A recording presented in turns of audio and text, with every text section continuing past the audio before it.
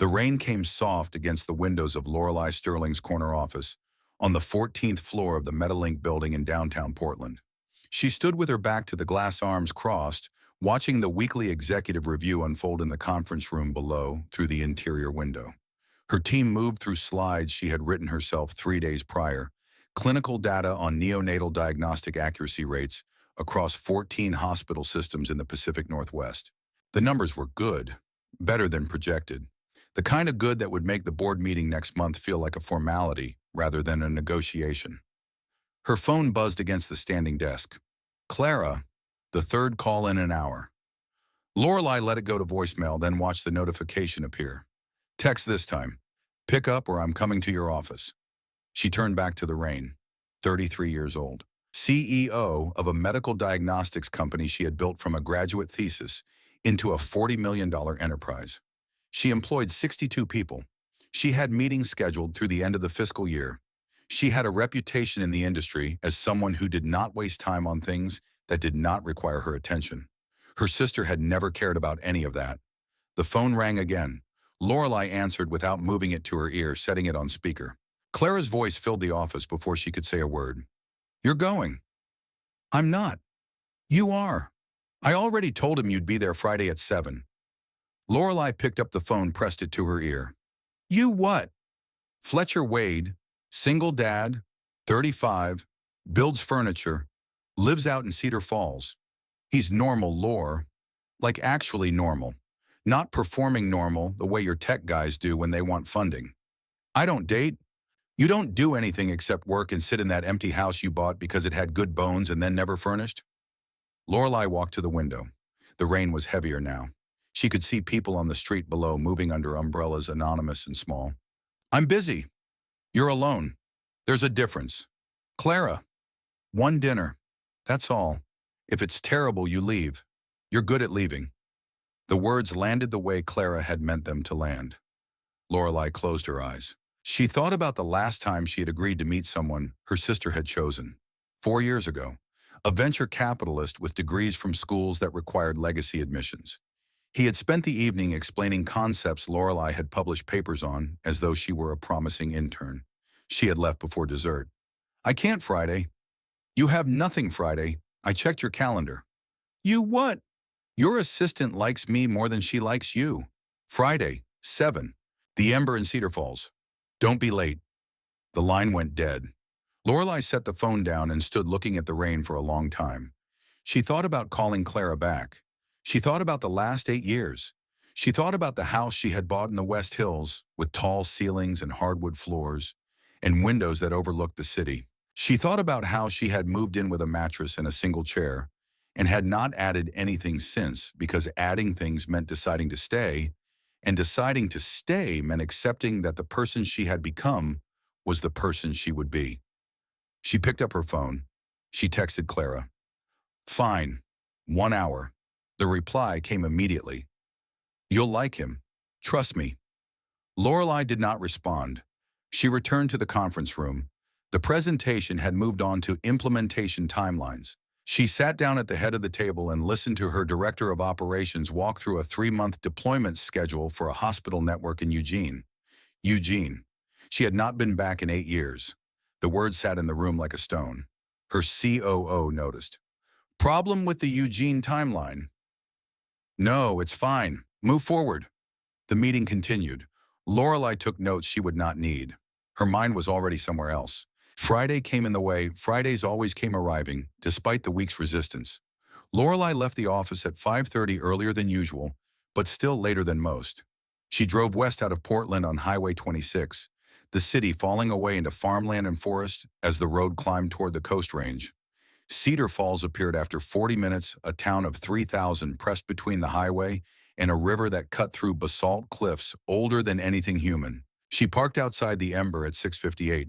The restaurant sat on the Main Street brick facade, warm light spilling through windows fogged at the edges from the heat inside. She sat in the car for 2 minutes, hands on the wheel. She thought about starting the engine. She thought about calling Clara and saying the road had been bad, or the meeting had run long, or any of the practiced lies she had used before, when the cost of showing up felt higher than the cost of disappointing someone. She got out of the car. Inside the restaurant was smaller than she had expected. 12 tables low, lighting the smell of wood smoke and roasted garlic. A hostess greeted her with the kind of smile that suggested she knew exactly who Lorelai was and why she was there. Small towns had their own intelligence networks. Miss Sterling. Yes. Your table is ready. Your party hasn't arrived yet. Lorelai followed her to a table by the window. She sat facing the door. Old habit. She ordered water and checked her phone. No messages. She set the phone face down on the table and looked out at the street. Cedar Falls on a Friday night was quiet in the way only small towns could be quiet, a kind of stillness that felt deliberate rather than empty. The door opened at 7:03. A man walked in holding the hand of a little girl. The girl wore a yellow raincoat and sneakers that lit up when she walked. Her hair was dark and curled at the ends, pulled back with a clip that was already losing its grip. She looked around the restaurant with the wide cataloging attention of a child in a new place, and then her eyes found Lorelai. She stopped. The man noticed. He bent down, said something Lorelai could not hear. The girl did not look away. She pulled her hand free and walked directly to the table. She stopped at the edge and looked at Lorelai with an expression that was not surprise or recognition, but something closer to relief. I knew you'd come. The man reached the table a moment later. He was tall, broad through the shoulders, in the way of someone who worked with his hands. His jacket was clean but worn at the cuffs. He looked at Lorelai, then at the girl, then back at Lorelai. I'm sorry, she's Brynn, we talked about this. The girl Brynn did not move.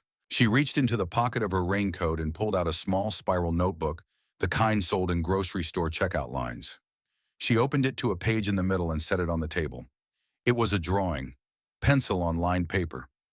A woman standing at a window, tall blonde hair pulled back, the weight carried slightly forward. The lines were careful in the way children's drawings are careful when the subject matters. Lorelai looked at the drawing. She looked at the girl. That's me. Brynn nodded. I've been drawing you since I was 4. The restaurant did not go quiet. Conversations continued. Silverware clinked. The world kept moving. But at the table by the window, something had stopped. The man Fletcher pulled out a chair and sat down slowly. He looked at Lorelai with an expression she could not read. Apology, maybe. Confusion. Something else underneath.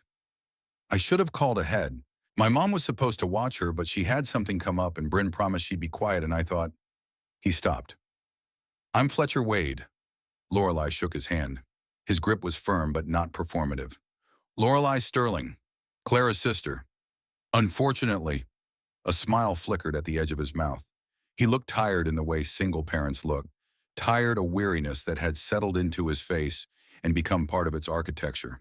He had gray at his temples that he had not tried to hide. His hands were calloused. Brynn climbed into the chair beside him and set the notebook on the table between them. She opened it again, flipping through pages. More drawings, buildings, a dog. Fletcher himself rendered with great affection and approximate accuracy, and then recurring throughout the same woman. Platinum blonde hair, gray-blue eyes, the particular way Lorelai stood when she was thinking. She draws constantly, has since she was 4. Brynn looked up. I draw what I see. But you've never seen me before tonight. I have. I just didn't know where yet. The waitress arrived. Fletcher ordered for both of them without looking at the menu. Mac and cheese for Brynn, steak for himself. He looked at Lorelai. The salmon's good here. She ordered the salmon. The waitress left. Silence settled over the table, but it was not the silence of discomfort. It was the silence of 3 people trying to understand what had just happened. Fletcher broke it. She does this sometimes. Knows things she shouldn't know. Her pediatrician said it's not unusual. Kids in her situation build narratives about where they came from. Her situation, she's adopted. My sister took her in when she was a baby. Delaney, she passed 6 years ago. My wife and I adopted Brynn after that. I'm sorry. It was a long time ago. He looked at Brynn, who had taken out a pencil and was drawing on a fresh page. Juliet, my wife, she passed 2 years ago. Car accident. So it's been just us since then. Lorelai heard the words and understood them in the way you understand facts that do not require a response. She had spent enough years in boardrooms to know when someone was offering information without asking for sympathy. Clara didn't mention the adoption. She probably didn't know. It's not something I lead with. Brynn set down her pencil. She looked at Lorelai with the clear, unblinking attention of a child who has made up her mind about something. You have a scar behind your left ear. You fell off your bicycle when you were 7 years old. The restaurant continued its Friday evening. Music played low from speakers Lorelai could not see. People laughed at other tables. But at their table, the air had changed. Lorelai reached up slowly and touched the place behind her left ear, where a thin ridge of scar tissue ran for half an inch. She had fallen in her grandmother's driveway in July when she was 7. 3 stitches. She had not thought about it in years. It was not visible unless you were looking for it. How do you know that? Brynn did not answer. She flipped to another page in her notebook and turned it so Lorelai could see. A bracelet, thin silver, imprecisely drawn, but unmistakable. On a woman's left wrist. You keep something small in a velvet box. You don't like the smell of hospitals even though you work near them. And there's a name you gave someone once that you've never said out loud since. Lorelai's hand was still at her ear. She lowered it slowly. The bracelet in the drawing was the bracelet she had bought 8 years ago in a small jewelry shop in Eugene, engraved with a name she had chosen alone in her apartment in the 7th month. Aurora, dawn, the thing that comes after the longest dark.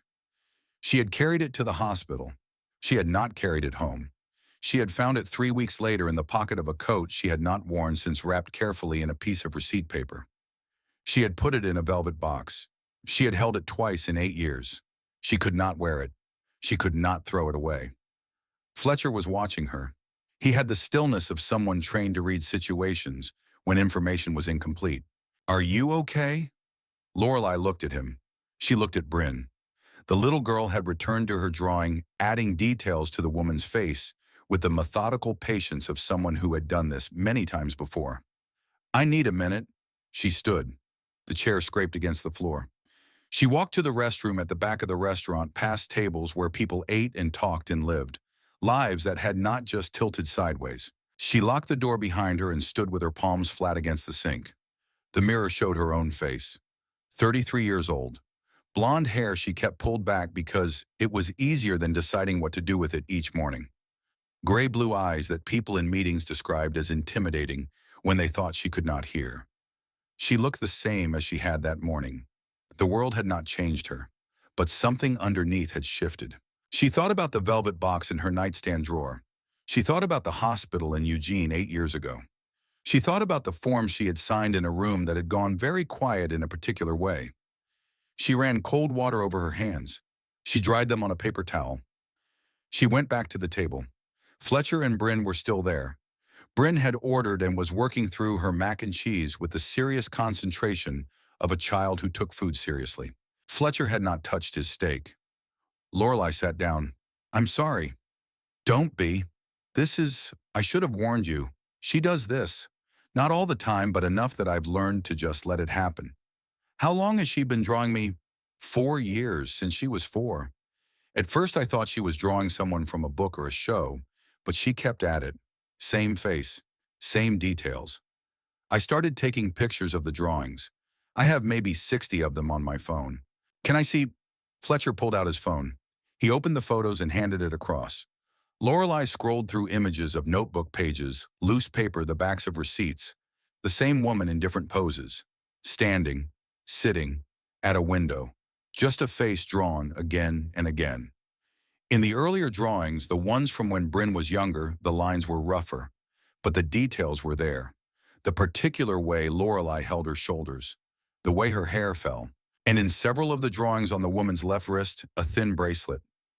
Lorelai handed the phone back. This is me. I know. I mean, it's actually me. Not someone who looks like me. Me. Fletcher set the phone down. I know. They looked at each other across the table. The food arrived. The waitress set plates down and left without asking if they needed anything else. Small-town waitresses learned to read a room. Brynn ate. Lorelai picked at the salmon. Fletcher cut his steak into pieces and did not eat any of them. Finally, Lorelai spoke. What's her birthday? February 9th. The fork in Lorelai's hand went still. February 9th. She had given birth on February 9th, 8 years ago. In a hospital in Eugene. She set the fork down carefully. What hospital? Eugene General. My sister was a nurse there. She took Brynn in through the system when she was a newborn. Through the system? Yeah. Brynn came through the hospital. Delaney, my sister, she handled adoptions sometimes. Infants who needed placement. Lorelai's hands were flat on the table. She could feel her pulse in her fingertips. What date did your sister bring her home? Fletcher looked at her, really looked at her. He had the expression of someone who had just realized the conversation had moved into territory neither of them had prepared for. February 10th. I remember because Delaney called me that morning. She was crying, happy crying. She'd been trying to adopt for 2 years. February 10th. One day after Lorelai had given birth. One day after a doctor she did not recognize had stood by her bed and spoken in careful measured words about complications and outcomes and how the hospital could handle everything with dignity and care. Lorelai stood. The chair scraped again. People at nearby tables glanced over. I have to go. Fletcher stood too. Wait, what's going on? I don't know. I have to check something. She pulled cash from her wallet and set it on the table. Too much, but she was not thinking about money. She was thinking about a velvet box and a name she had never said out loud, and a little girl who had been drawing her face for 4 years. Lorelai. She stopped. Fletcher had not moved. Brynn had set down her fork and was watching with the quiet attention of a child who understood that something important was happening. My number's in your phone. Clara gave it to you when she set this up. Call me when you figure out what you need to figure out. Lorelai nodded. She walked out of the restaurant into the rain. She got into her car and sat with her hands on the wheel, the engine off the rain, drumming against the roof. She drove back to Portland going 15, over the limit the entire way. She did not turn on the radio. She did not think about anything except the mathematics of what she had just learned. February 9th. February 10th. Eugene General. A sister who was a nurse. An adoption through the system. She parked in her driveway at 9:15. The house was dark. She had not left any lights on because she never did. She unlocked the door and went straight to her bedroom. The velvet box was in the nightstand drawer where it had been for 8 years. She opened it. The bracelet was small and light. The engraving was still clear. Aurora. She had not looked at it in 6 months. She set it on the nightstand and picked up her phone. Patricia Owens answered on the second ring. Lorelai's attorney had been answering on the second ring for 7 years, even on Friday nights, even at 9:30. I need you to pull records from Eugene General. February 9th, 8 years ago. Admissions, birth records, transfer logs. Everything. Patricia did not ask questions. She had learned not to. When do you need it? Monday. I'll have it by end of day. Lorelai hung up. She called the second number. Howard Brynn, forensic document examiner. She had used him 2 years ago when a supplier had tried to backdate a contract. He was methodical and expensive and never promised anything he could not deliver. Howard, it's Lorelai Sterling. Miss Sterling, it's been a while. I need you to examine a signature for me. Medical document. I'll send you a photo tonight. I need to know if it's authentic. How soon? Wednesday at the latest. I can do Tuesday if you need it. Tuesday works. She ended the call. She sat on the edge of the bed with the velvet box open on the nightstand. She thought about calling her mother. She thought about what she would say. She thought about the last time she had tried to talk to Constance Sterling about the hospital in Eugene, and the forms she had signed, and the daughter who had died before Lorelai ever held her. That conversation had ended with Constance telling her that some things were better left in the past where they belonged. Lorelai picked up her phone again. She opened her email and drafted a message to her assistant.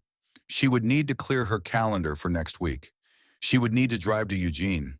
She would need to understand what had happened in that hospital 8 years ago and why a little girl had been drawing her face since she was 4 years old. She sent the email. She looked at the bracelet. She thought about Brynn at the table, the way the child had looked at her with relief rather than surprise. The way someone looks when they have been waiting for something and can finally stop waiting. Her phone buzzed. A text.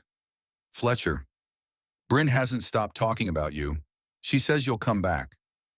Lorelai stared at the message. She thought about typing a response. She thought about what she could possibly say that would make sense of any of this, She set the phone down without answering.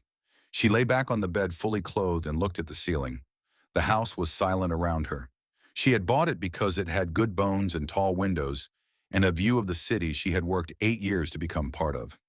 She had not furnished it because furnishing it meant staying, and staying meant accepting that the person she had become was the person she would always be. She thought about Brynn, about Fletcher, about the scar behind her ear that no one should have known about a bracelet in a velvet box and a name she had chosen alone. Aurora, Dawn. She closed her eyes. She did not sleep. Somewhere in the dark hours of the morning, she got up and went to her office. She opened her laptop and pulled up the archive files from 8 years ago. Her thesis work, her applications to graduate programs, and buried in a folder she had not opened since the discharge papers from Eugene General. She read them slowly. Patient name Lorelai Sterling. Date of admission February 9th.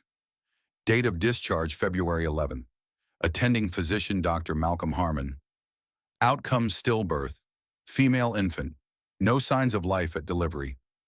She stared at the words. Stillbirth. No signs of life.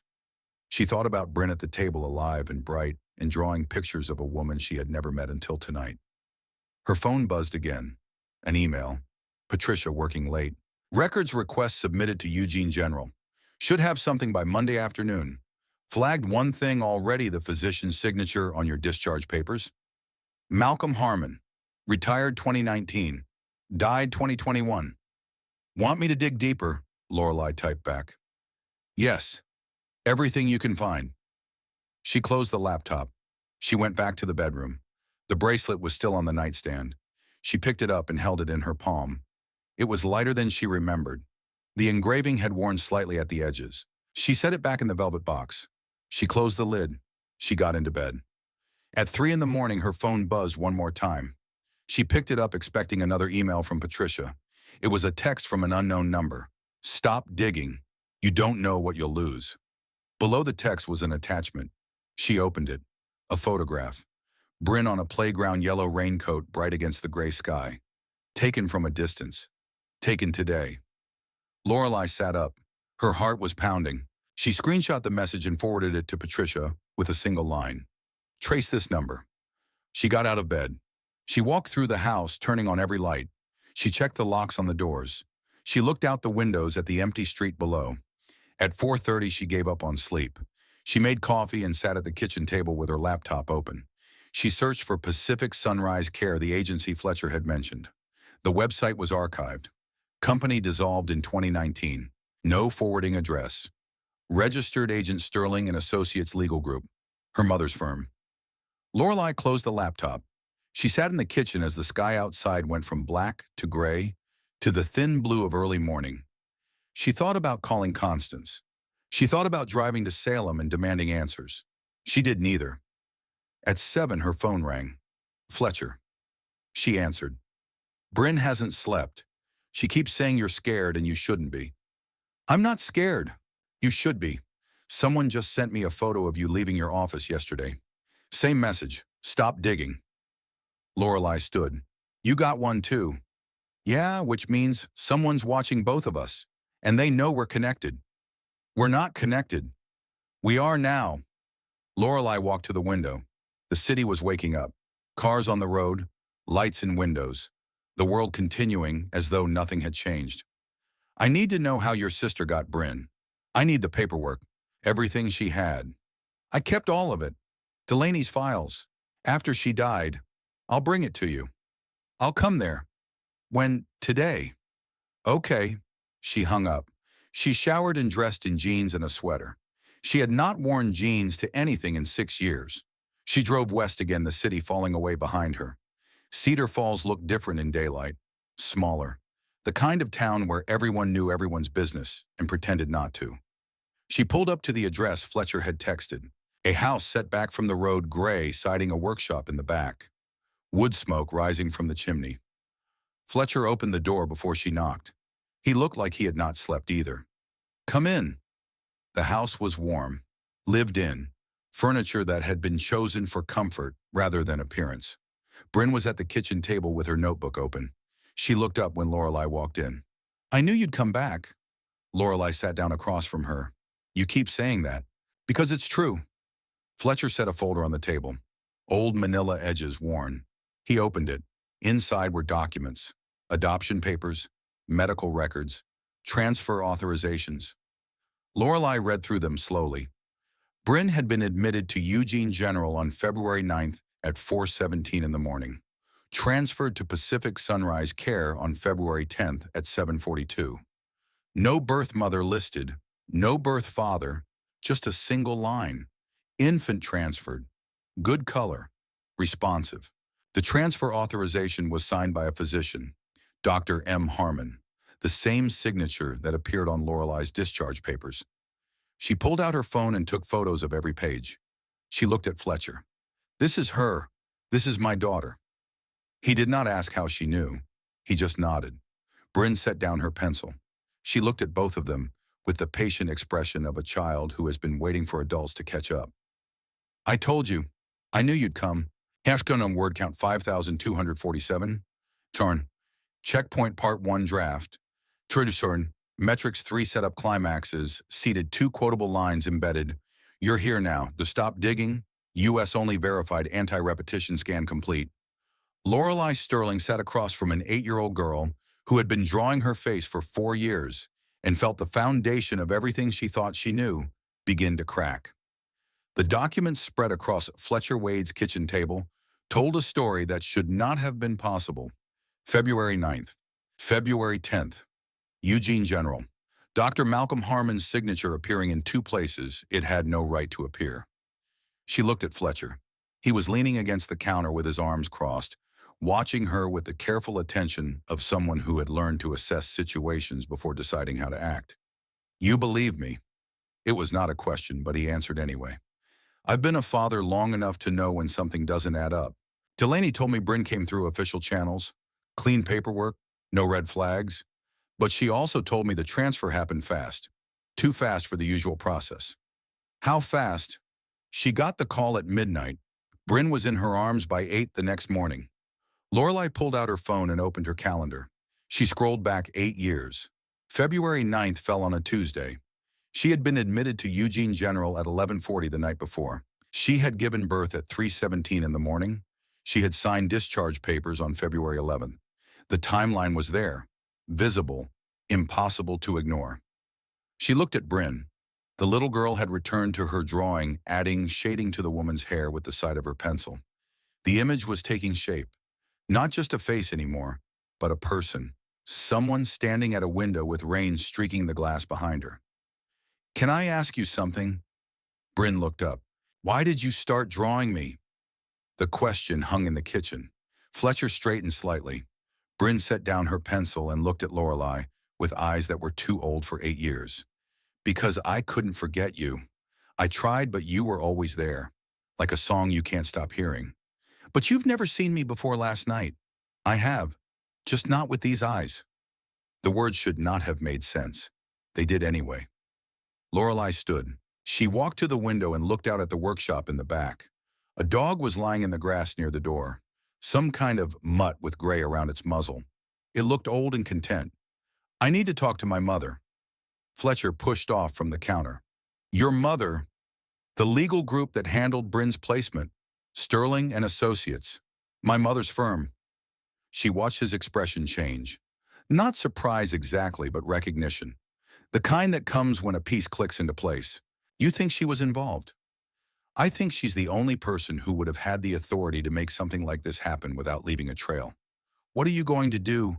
Ask her. And if she denies it, then I'll find someone who won't. She turned back to the table. Brynn had finished the drawing. She tore the page carefully from the notebook and slid it across to Lorelai. For you. So you remember. Lorelai picked it up. The woman in the drawing was her, unmistakably her, standing at a window with rain behind her and something in her hand. Small, rectangular. Lorelai looked closer. A velvet box. Her throat tightened. She folded the drawing carefully and put it in her jacket pocket. Thank you. Brynn nodded. You'll come back again, right? Yes. Promise. Lorelai looked at Fletcher. He was watching her with an expression she could not quite read. Not judgment, not skepticism. Something closer to hope, which was somehow worse. I promise. She left before either of them could say anything else. She drove back to Portland with the drawing in her pocket and her hands gripping the wheel harder than necessary. She thought about calling Constance. She thought about showing up unannounced at the house in Salem. She thought about 8 years of believing her daughter was dead and the weight of that belief settling into her bones until it became part of who she was. By the time she reached the city, she had made up her mind. She drove south instead of home. Highway 5 cut through the Willamette Valley flat farmland, on both sides the Coast Range visible to the west. Salem appeared after an hour, small for a capital city, government buildings clustered downtown, residential neighborhoods spreading out in neat grids. Her mother's house sat on a quiet street on the south side, deep front lawn, mature landscaping, the kind of house that accumulated when people stayed in one place for a long time and tended it carefully. Lorelai parked at the curb. She sat for a moment looking at the house. She had not been here in 2 years, not since the last time she had tried to talk to Constance about building a relationship that did not require performance or pretense. That conversation had ended with her mother suggesting that Lorelai was projecting her professional anxieties onto their personal dynamic. She got out of the car. Constance answered the door herself. 61 years old. Navy trousers, silk blouse, small gold earrings. She looked at Lorelai without surprise. I wondered when you'd come. She stepped back to let Lorelai in. The living room was exactly as it had always been. Light through tall windows. Flowers arranged with mechanical precision. A portrait above the fireplace of some ancestor observing everything with tranquil authority. Constance sat in the chair by the window. Lorelai remained standing. You knew. I knew you'd figure it out eventually. Clara mentioned the dinner. I knew who Fletcher Wade was. It was only a matter of time. How long have you known where my daughter was? Since the beginning. The words landed without echo. Lorelai felt something cold settle in her chest. You told me she died. I told you what you needed to hear. I needed the truth. Constance crossed her legs. She had the posture of someone who had been sitting very straight in difficult rooms for many years and had not yet needed to change the habit. The truth was that you were 25 years old with no partner, no money, no support. You were 7 months into a graduate program you'd worked your entire life to get into. You had a future, a real future, not the kind you throw away for a mistake. She wasn't a mistake. She was exactly that, and I fixed it. Lorelai's hands were shaking. She put them in her pocket so her mother would not see. How? You were unconscious for 6 hours after the delivery. Complications. Real ones. The medical team stabilized you, but there was a window. Dr. Harmon understood the situation. He understood what needed to happen. He faked the death certificate. He provided documentation that allowed us to move forward with a placement that was better for everyone involved. Better for you. Constance stood. She walked to the window and looked out at the lawn. Better for you. You finished your degree. You built a company. You became someone who mattered. None of that would have happened if you'd kept that child. Her name is Brynn. Her name is whatever her adoptive family chose to call her. She's not your concern anymore. Lorelai pulled the drawing from her pocket. She unfolded it and set it on the table between them. She's been drawing me since she was 4 years old. She knew about the scar behind my ear. She knew about the bracelet. She knew things no one could have told her. Constance glanced at the drawing. Her expression did not change.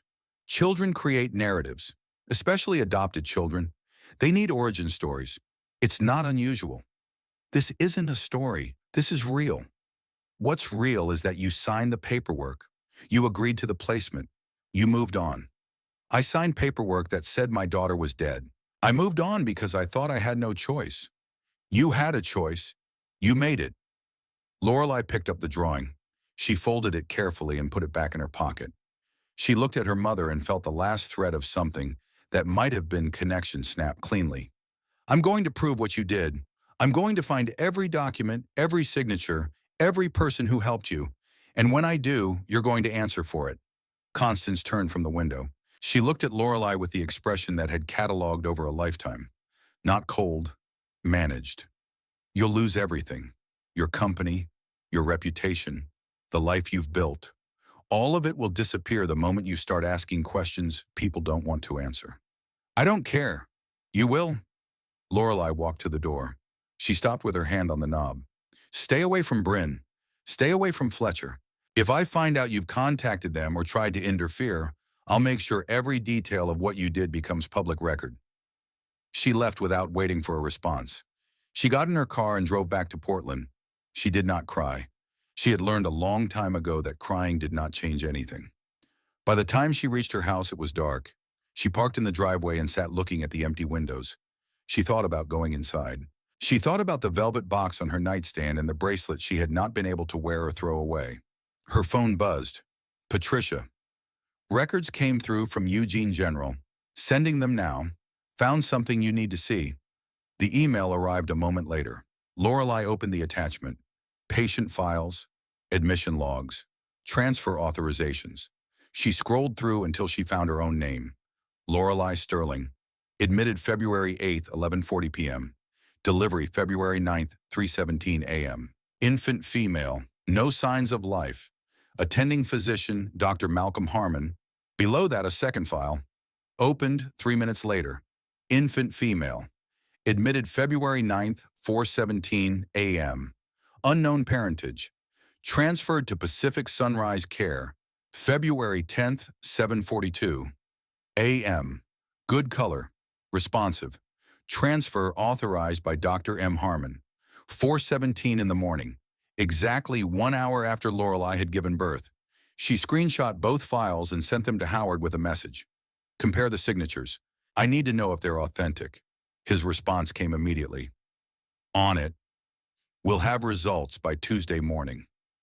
Lorelai closed her phone. She went inside. She climbed the stairs to her bedroom and opened the velvet box.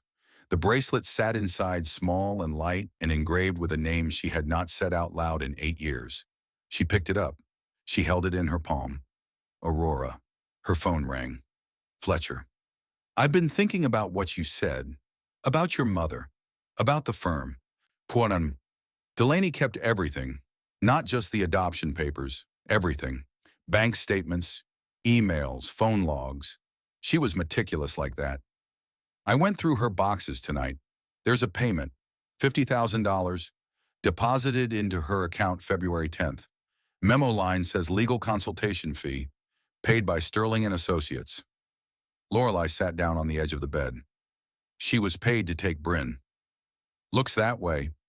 Does Brynn know? No. And I'm not going to tell her unless I have to. Lorelai looked at the bracelet in her hand. I'm going to fix this. How? I don't know yet, but I will. She hung up. She set the bracelet back in the box but did not close the lid. She lay back on the bed and stared at the ceiling. Somewhere in the house a clock ticked. Outside a car passed. The world kept moving. At midnight she got up and went to her office. She opened her laptop and started a new document. She titled it Evidence. She began typing everything she knew. Every date, every signature, every conversation, every detail that did not add up. By 3 in the morning she had 12 pages. By dawn she had a plan. She showered and dressed in the same jeans and sweater from the day before. She made coffee she did not drink. She checked her email.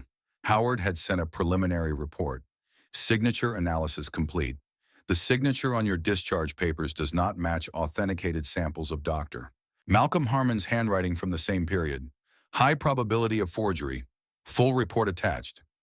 Lorelai opened the attachment.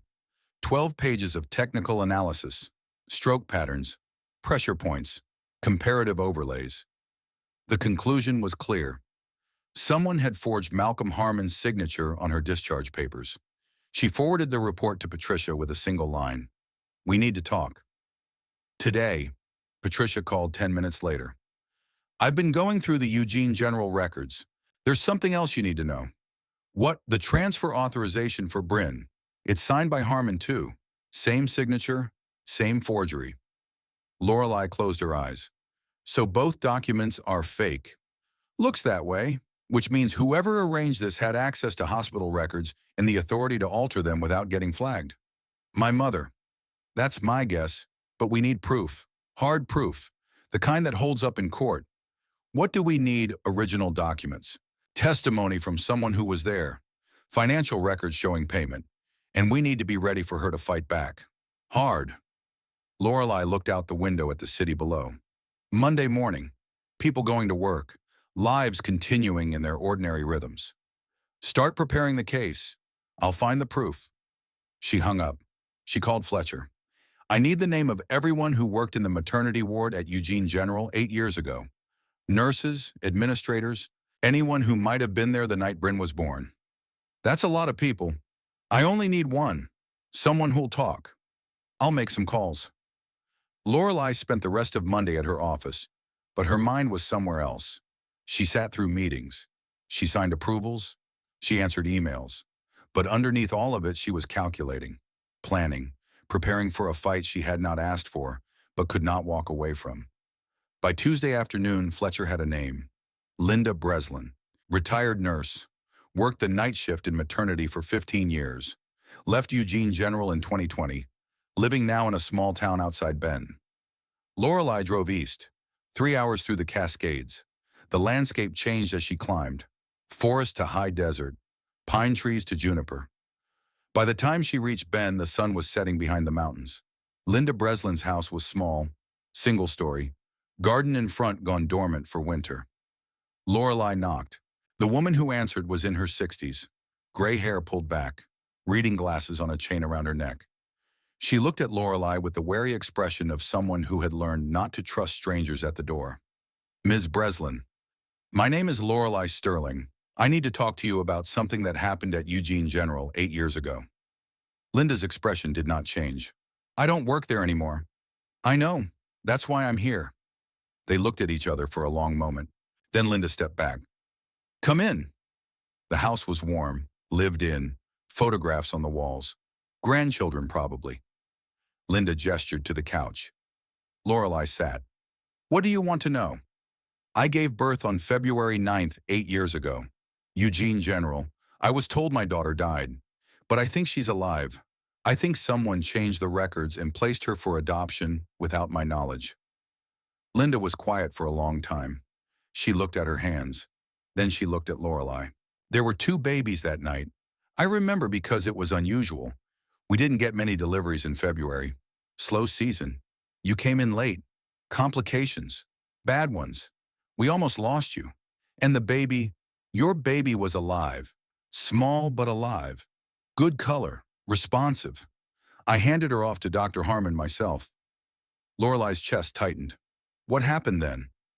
I don't know. I went on break. When I came back, the baby was gone. Harmon said she didn't make it. But the paperwork was already done. Too fast. Way too fast for a stillbirth. What did you do? I asked questions, got told to mind my business. 2 weeks later, I was reassigned to a different floor. Message received. Would you testify to that? Linda looked at her. Testify where? Court, if it comes to that. Against who? My mother. She arranged the placement, used her law firm to cover it up. Linda stood. She walked to the window and looked out at the garden. I've got grandkids. A good life here. Testifying means dragging all that up again. Means putting myself in the middle of something that could get ugly. I know, and I wouldn't ask if there was any other way. Linda turned. What's the child's name, Brynn? She's alive. She's okay. She's 8 years old. She's smart and kind, and she's been drawing pictures of me since she was 4, because somehow, some way she knew I would come looking. Linda's eyes filled. She wiped them quickly. Okay, I'll do it. But I need protection. Legal protection. If your mother's as connected as you say, she'll come after me. You'll have it, I promise. Lorelai drove back to Portland through the dark. She called Patricia from the road and told her about Linda. Patricia said she would draft the paperwork. Protective orders, non-disclosure agreements, everything they would need to keep Linda safe. By Wednesday morning, Lorelai had everything she needed. Forged signatures, falsified records, financial payments, testimony from a witness who had been there. She sat in her office and looked at the folder on her desk. Everything inside it was enough to destroy her mother's career. Enough to expose a conspiracy that had cost Lorelai 8 years with her daughter. She picked up her phone. She called Fletcher. I have proof. All of it. What are you going to do? I'm going to get my daughter back. She's not a possession, Lorelai. She's a person who has a life here, a person who thinks I'm her father. I know that. Do you? Because from where I'm sitting, it sounds like you're about to blow up her entire world so you can feel better about yours. The words hit hard. Lorelai set the phone down on her desk and put it on speaker. That's not what this is about. Then what is it about? It's about the truth. It's about making sure what happened to me doesn't happen to anyone else. It's about... She stopped. I don't know. I just know I can't walk away from this. Fletcher was quiet for a long moment. Brynn asked about you this morning. Asked when you were coming back. I told her I didn't know. What did she say? She said you'd come when you were ready. She's 8 years old and she's got more patience than both of us put together. Lorelai closed her eyes. I'll be there Friday. Why Friday? Because that's when I'm filing the case, and I need to tell her first, face to face. Okay. She hung up. She opened her email and started typing. A message to her executive team. She would be out of the office indefinitely. Family emergency. They were authorized to move forward on all pending projects. She hit send before she could second-guess herself. Thursday passed in preparation. Patricia filed preliminary motions. Howard finalized his forensic report. Linda signed her affidavit. Lorelai packed a bag. She did not know how long she would be gone. Friday morning, she drove to Cedar Falls for the third time in a week. The town was starting to feel familiar. She knew which roads to take. She knew where Fletcher's house sat back from the main road. She pulled into the driveway. Fletcher was waiting on the porch. He looked tired. She's inside, drawing. Lorelai followed him in. Brynn was at the kitchen table with her notebook open. She looked up when Lorelai walked in and smiled. I knew you'd come back. Lorelai sat down across from her. Fletcher stood by the counter watching. Brynn, I need to tell you something. Something important. The little girl set down her pencil. I know what you're going to say. You do. You're my first mom. My real mom. Lorelai felt her throat close. How did you know? I told you. I've always known. Fletcher moved to the table. He put his hand on Brynn's shoulder. What Lorelai's trying to say is that there's going to be some changes. Legal stuff. Grown-up stuff. But nothing changes with us, okay? I'm still your dad. Brynn looked at him, then at Lorelai, then back at him. Can I have two? Two what? Two parents, a dad and a mom. Lorelai reached across the table. She took Brynn's hand. It was small and warm. Yes, you can have two. Brynn nodded, like it was the simplest thing in the world. Like families rearrange themselves all the time, and there was nothing strange about it at all. Lorelai stayed for an hour. They talked about school, about drawing, about normal things that felt extraordinary because of who was saying them. When she left, Brynn hugged her at the door, long and fierce and certain. See you soon, Mom. The word hung in the air long after Lorelai got in her car. She drove back to Portland. She went straight to Patricia's office. Together, they filed the case. Fraud, forgery, conspiracy, illegal adoption placement. The list went on. By Monday morning, Constance Sterling had been served. By Monday afternoon, her attorney had called. The fight had begun. The subpoena arrived at Constance Sterling's office on a Tuesday morning, delivered by a courier who did not wait for a signature. Patricia had timed it that way. Maximum disruption, minimum courtesy. Lorelai sat in the conference room at Medilink, watching the security footage from the lobby of her mother's building. Constance walked in at 8:40, briefcase in hand, and the courier stepped forward. 10 seconds. That was all it took for Constance's expression to shift from professional neutrality to something harder. Patricia closed the laptop. She'll call her attorney within the hour. We should expect a motion to dismiss by end of week. Let her file it. It won't stick, but it'll drag things out. That's the strategy. Wear you down. Make this so expensive and so public that you'll settle just to make it stop. Lorelai looked at the folder on the table between them. Inside were copies of everything they had filed. Sworn affidavits, forensic reports, financial records showing the $50,000 payment to Delaney Wade, medical documents with forged signatures, 8 years of lies condensed into 200 pages of legal documentation. I'm not settling. I know, but you need to be ready for what's coming. Your mother has resources, connections. She'll use every single one of them. Patricia left at noon. Lorelai stayed in the conference room staring at the city below. Her phone buzzed. Fletcher, how are you holding up? She typed back. Fine. Liar. She set the phone down. She thought about driving to Cedar Falls. She thought about Brynn at the kitchen table asking if she could have two parents like it was the easiest question in the world. She thought about Fletcher standing by the counter with his hand on his daughter's shoulder, protecting her from a truth that was coming, whether any of them were ready or not. Her phone rang. Unknown number. She answered. The voice on the other end was male, professional. Ms. Sterling, this is Richard Vance. I represent Constance Sterling in the matter you filed yesterday. I know who you are. Good. Then you know I don't waste time. Your mother is willing to settle this quietly. Full custody transfer to Mr. Wade with visitation rights for you. No public record, no trial. Clean break. No. Ms. Sterling, I want the truth on record. I want everyone to know what she did. What she did was save your career. She gave that child a good home. She made a difficult situation work for everyone involved. She lied to me for 8 years. She protected you from a mistake that would have derailed your entire life. Lorelai's grip on the phone tightened. Tell my mother if she contacts Fletcher Wade or Brynn again, I'll add harassment to the charges. That's not how this works. It is now. She hung up. Her hands were shaking. She had not expected Constance to move this quickly.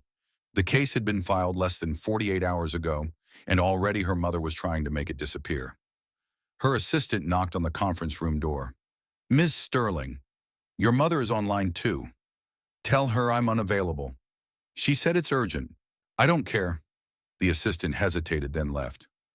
Lorelai sat alone in the conference room until the light outside changed from gray to charcoal. Her phone buzzed again, this time a text from Constance. We need to talk, face to face. You owe me that much. Lorelai deleted the message. She gathered her things and drove home. The house was dark when she arrived.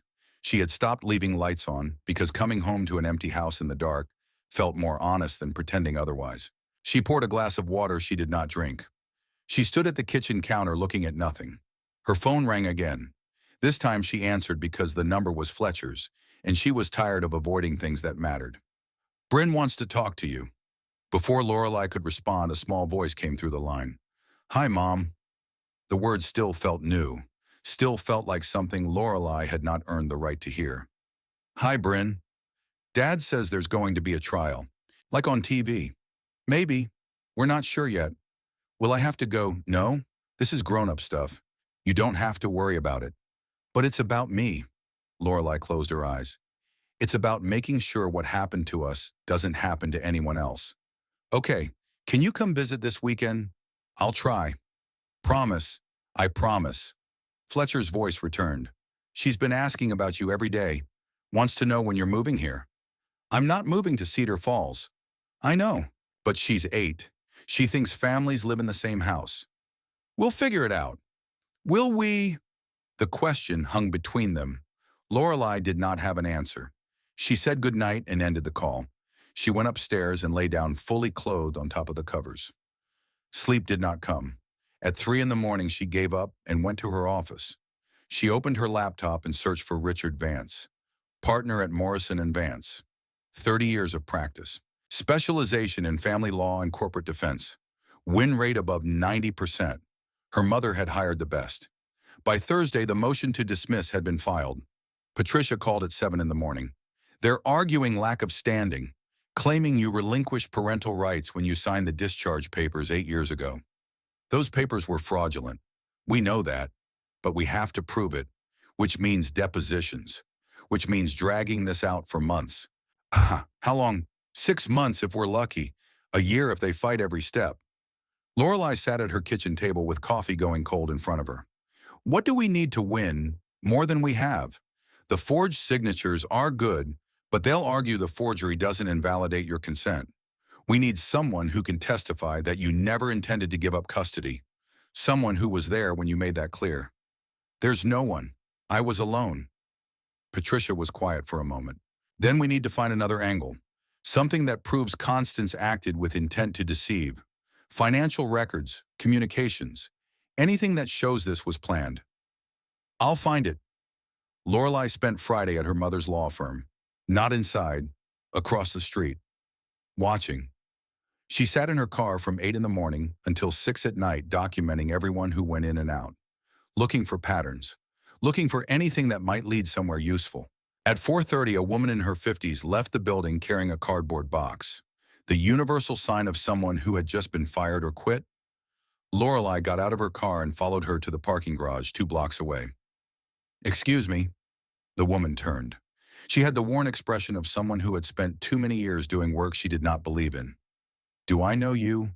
"No, but you work for Sterling and Associates." "Worked. Past tense as of an hour ago." "What happened?" "I asked too many questions about a case from 8 years back. Got told to clean out my desk." The woman looked at Lorelai more carefully. "You're her daughter, aren't you? You look like her. You know about the case." "Everyone in the office knows. Constance called an all-hands meeting Tuesday. Told us if anyone talked to you or your attorney, they'd be terminated immediately." "Why did you ask questions?" The woman set the box down on the hood of her car. "Because I was the paralegal who processed the paperwork for Pacific Sunrise Care. I remember it because the file was sealed the day after it was closed. Unusual for an adoption placement. I asked why. Got told it was none of my concern." "Do you remember what was in the file?"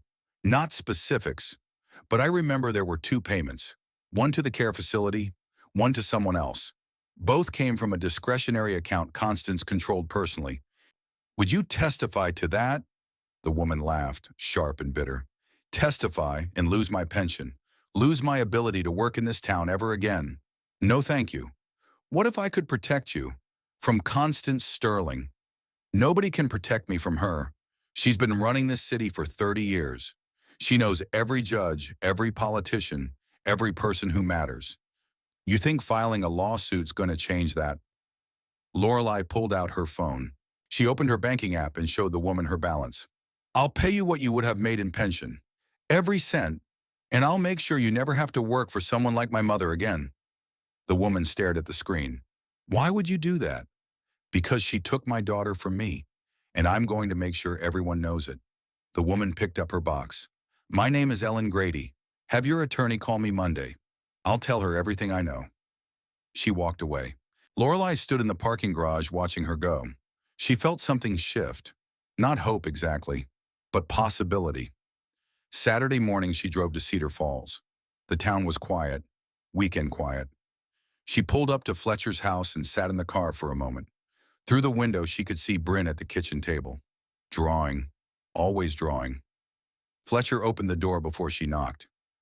"She's been watching for you since breakfast." Lorelai stepped inside. Brynn jumped up from the table and wrapped both arms around her waist. The hug was fierce and uncomplicated, the way children hug when they have not yet learned to hold anything back. "I finished the picture." She pulled Lorelai to the table. The notebook was open to a fresh page. A drawing of 3 people standing in front of a house. 2 adults, 1 child, all of them smiling. Below the drawing in careful print, "Our family." Lorelai looked at it for a long time. Fletcher stood behind her. She could feel him watching.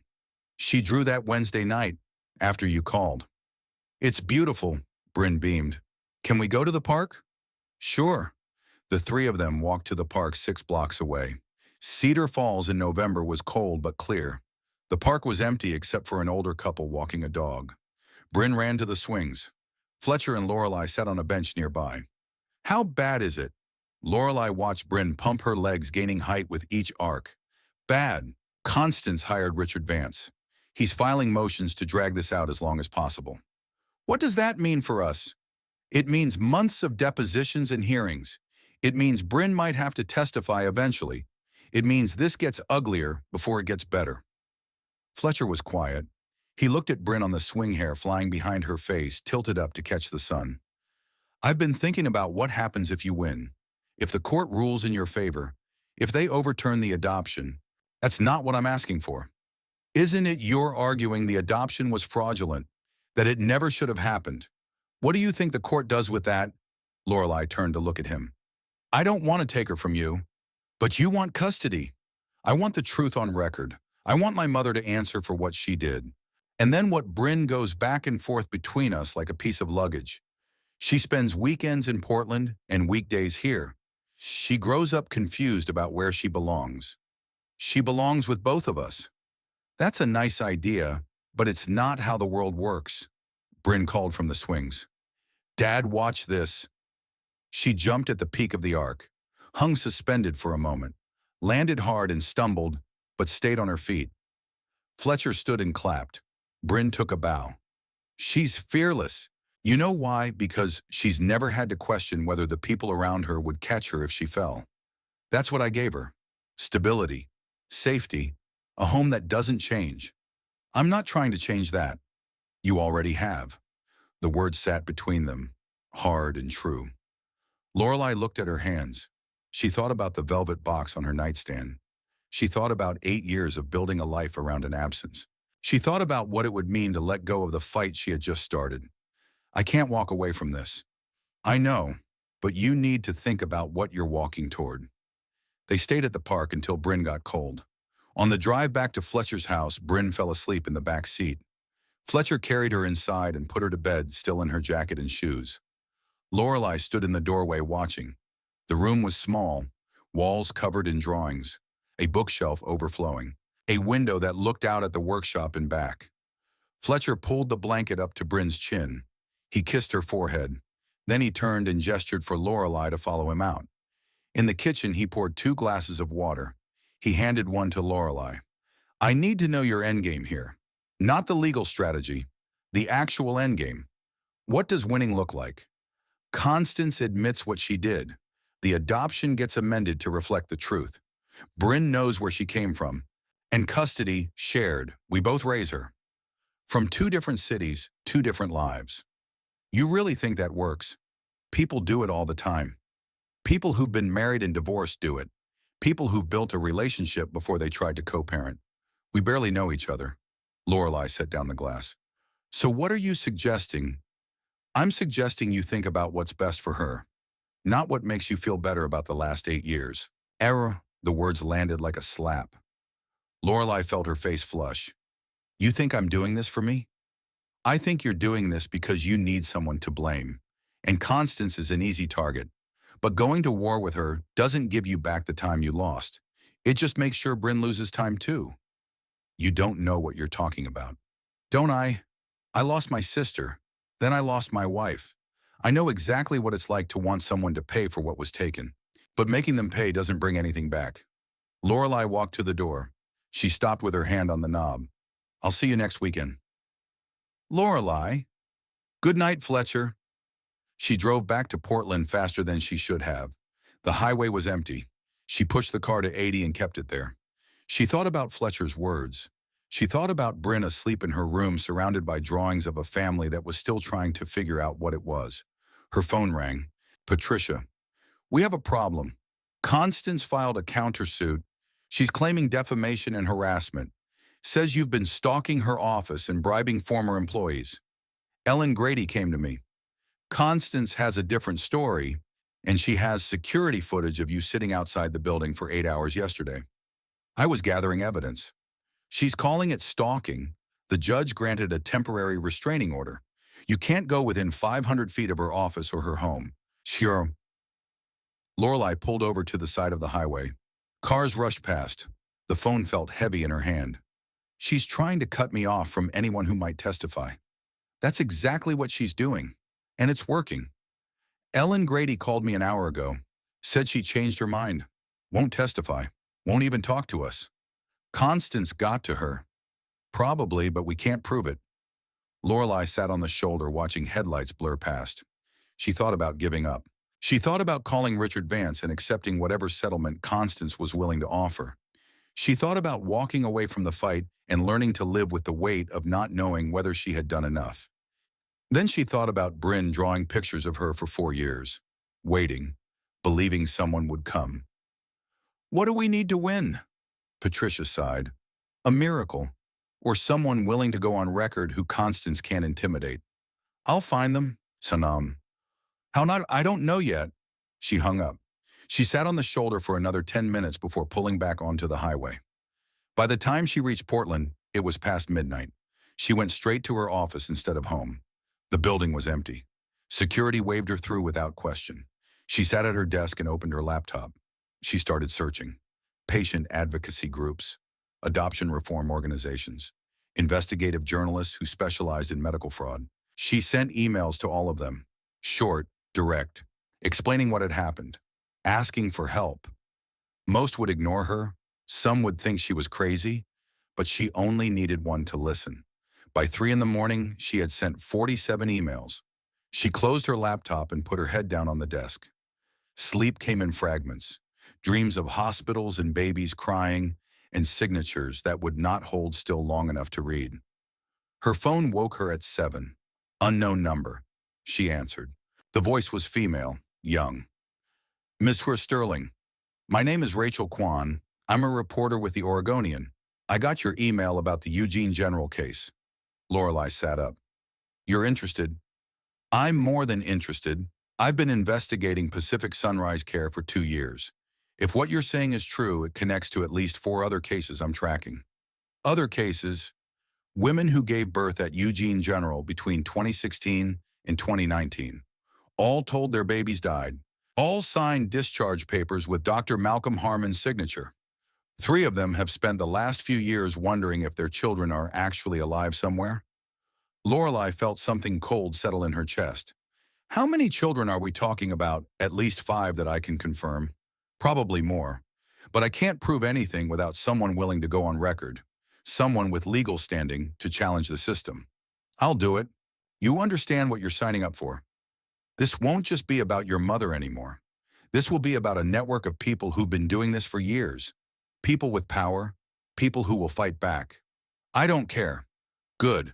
Because I need you to connect me with Linda Breslin, the nurse who testified in your affidavit. If she'll talk to me, I can start building the story. I'll call her today.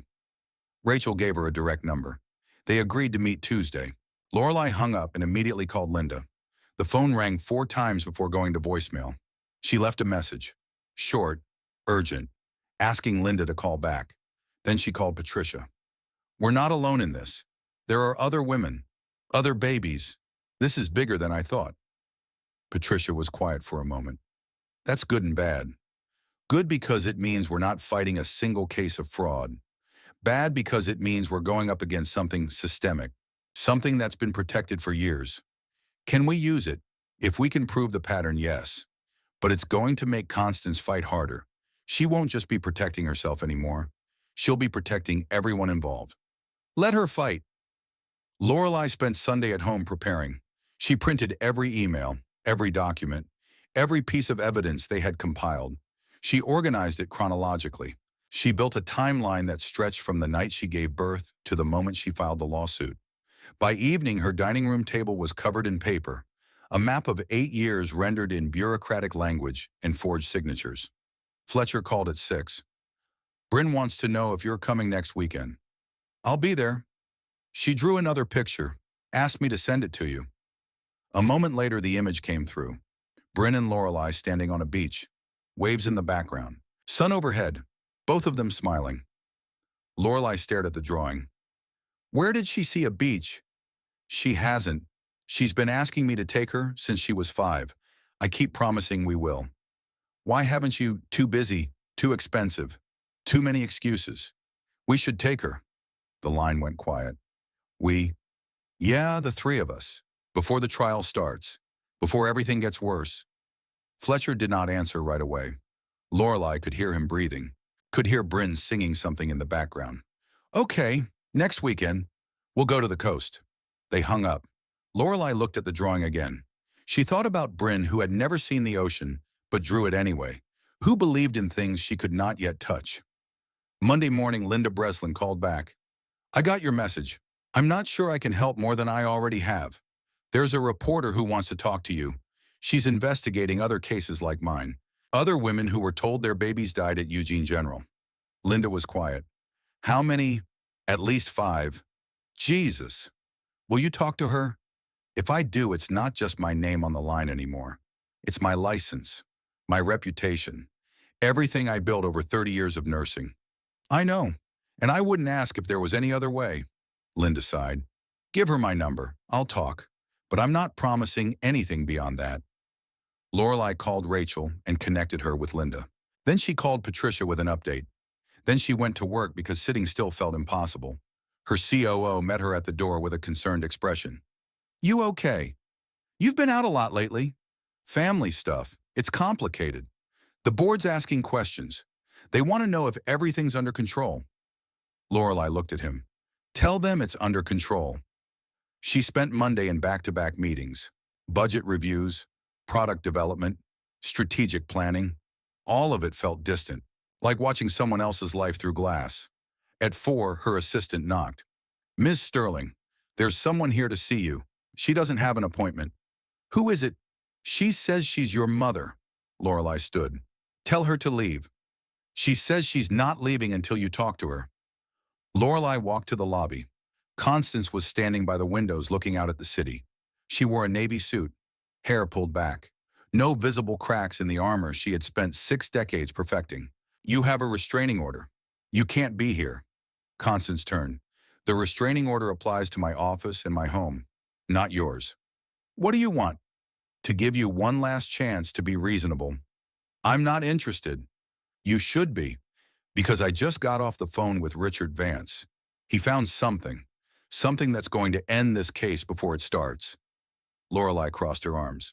I'm listening. The consent forms you signed at Eugene General. The ones you claim were fraudulent. We found the originals, not the hospital copies. The ones you signed in the presence of a witness, a social worker named Margaret Chen. She's willing to testify that you were fully informed, that you made the decision to place the child for adoption of your own free will. That's a lie. Is it because Margaret Chen has notes from 3 meetings with you during your pregnancy? Notes where you expressed uncertainty about keeping the baby. Notes where you discussed adoption as an option. Lorelai felt the floor shift beneath her. I never met with any social worker. You did. You just don't remember. You were in a difficult place, emotionally compromised. Margaret helped you think through your options. She was doing her job. Show me the notes.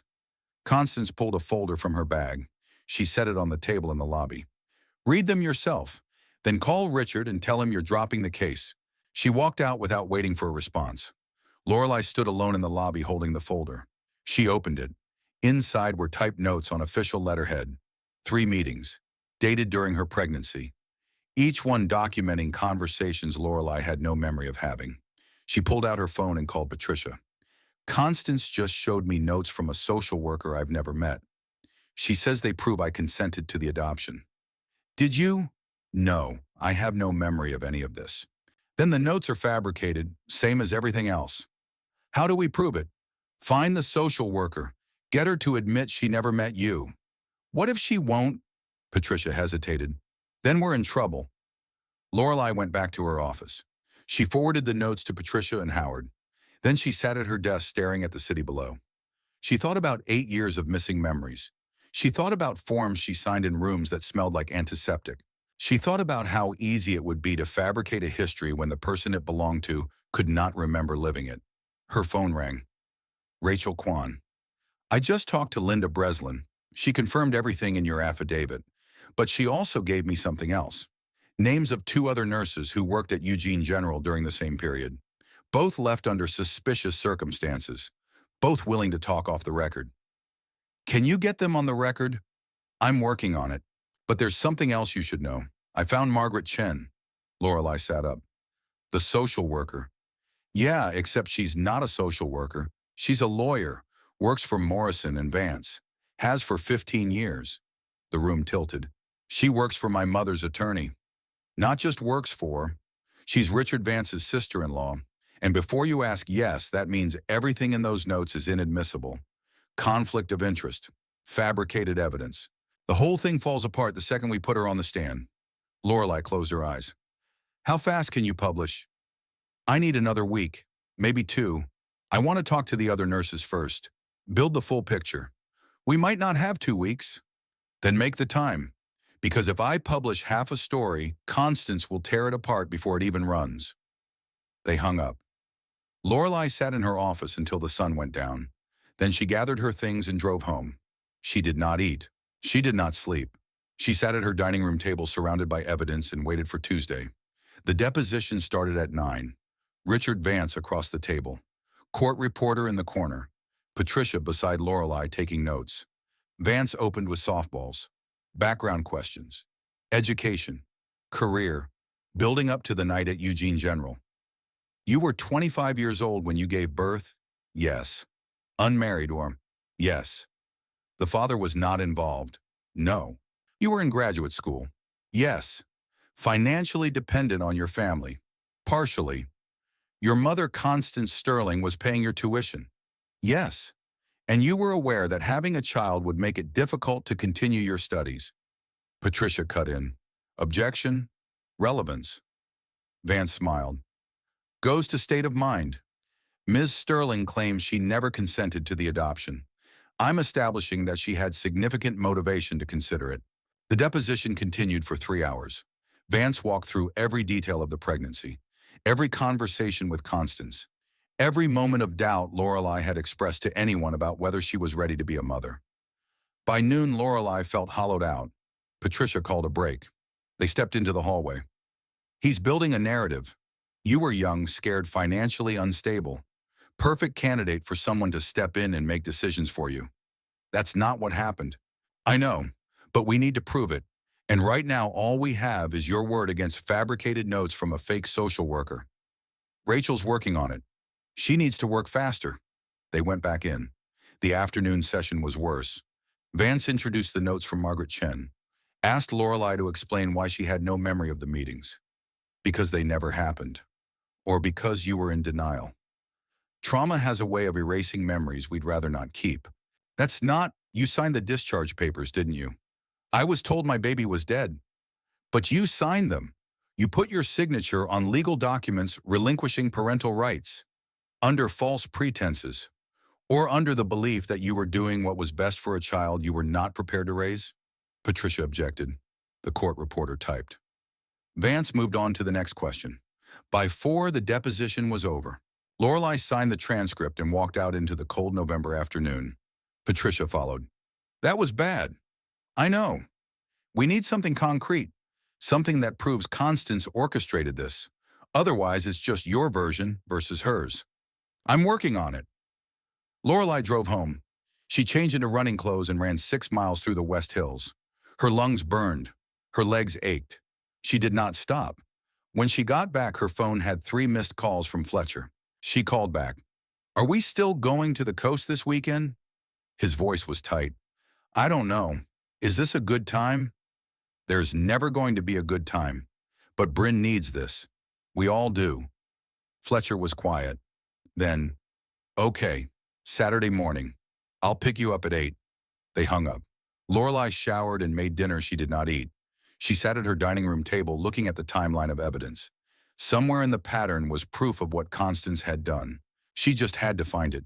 Her phone buzzed. Text from Rachel. One of the nurses agreed to go on record. Meeting her tomorrow. This is happening. Lorelai read the message 3 times. Then she stood and walked to her bedroom. She opened the velvet box on her nightstand. The bracelet sat inside. Small and light and engraved with a name that meant dawn. She picked it up. She held it in her palm. For the first time in 8 years, she put it on. 3 weeks had passed since Rachel Kwan's article detonated across Oregon's media landscape. 3 weeks of Constance Sterling's attorneys filing motions, issuing statements, and doing everything possible to contain damage that had already spread beyond containment. 3 weeks of Lorelai waking up each morning to new emails from mothers who had been told their babies died at Eugene General. Mothers who were now wondering if somewhere in the world their children were alive. The fog came thick on Saturday morning, turning Portland into something unrecognizable. Fletcher's truck pulled up to Lorelai's house at 8 exactly. Brynn was already in the back seat, yellow raincoat on notebook clutched against her chest. She waved through the window with the unbridled enthusiasm of a child who had been promised the ocean and believed promises were things adults kept. Lorelai locked the front door and climbed into the passenger seat. Fletcher handed her a travel mug without a word. Coffee. Black. The way she drank it during their first dinner, when the world was still something that made sense. They drove west on Highway 26. The fog lifted as they climbed into the Coast Range, replaced by low clouds that sat heavy on the ridgelines. Brynn talked the entire way. About school, about a drawing she was working on, about whether the ocean would be blue or gray, and which one she hoped for. Fletcher drove with both hands on the wheel. He had not said much since picking Lorelai up. The weight of everything unsaid pressed against the space between them. Patricia called yesterday. Constance's attorneys want to meet Monday. What kind of meeting? The kind where they offer us money to make this go away. Brynn piped up from the back seat. What's going away? Fletcher met Lorelai's eyes in the rearview mirror. Grown-up stuff, kiddo. Nothing for you to worry about. Petite. They reached the coast at 10:30. Cannon Beach. The town was small and tourist-empty in November. They parked near Haystack Rock and walked down to the sand. The ocean was gray. Waves came in steady and inevitable. The air tasted like salt and cold. Brynn ran ahead, stopping at the edge where water met sand. She stood very still, watching the waves advance and retreat. Fletcher and Lorelai hung back, giving her the moment. She's been waiting for this her whole life. Lorelai watched Brynn crouch down to examine something in the sand. A shell, probably, or a piece of driftwood worth keeping. You kept your promise. I tried to. They walked closer. Brynn had collected half a dozen shells and was arranging them in a pattern only she understood.